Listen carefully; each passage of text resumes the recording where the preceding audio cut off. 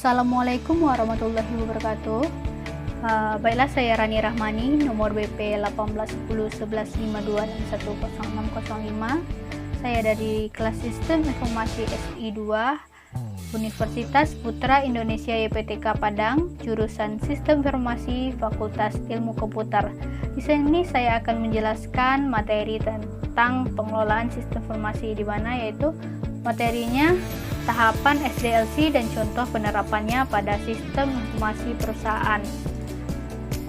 Tahapan SDLC terbagi menjadi 5, yaitu pertama planning, kedua analisis, ketiga desain, yang keempat implementasi, dan yang kelima maintenance.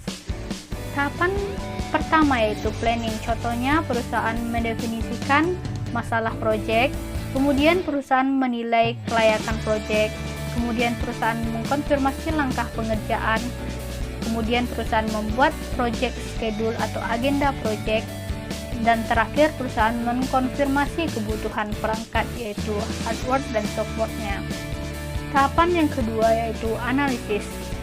Analisis contohnya yaitu perusahaan menganalisa kebutuhan dari hasil skop dokumen, kemudian analisa menentukan persyaratan untuk sistem baru atau sistem rekrutmen, kemudian perusahaan menganalisa peluang-peluang dan hambatan-hambatan yang akan terjadi pada sistem.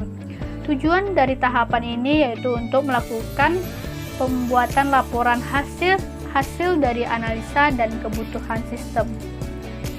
Tahapan yang ketiga yaitu desain. Contohnya perusahaan menggambarkan hasil analisis yang dapat dibaca oleh para teknisi atau programmer yang terlibat dalam proses perancangan. Fase ini memberikan perusahaan gambaran yang akan bagaimana aplikasi tersebut dibangun. Kemudian fase ini menghasilkan gambaran-gambaran lain yaitu diagram, contohnya Pascal, flowchart, kelas diagram, sequence diagram, dan diagram-diagram lainnya. Tahapan yang keempat yaitu implementasi. Contohnya perusahaan melakukan pembuatan dan implementasi dari perancangan sistem itu sendiri. Implementasi terbagi menjadi 2, yaitu constructing dan testing and implementasi.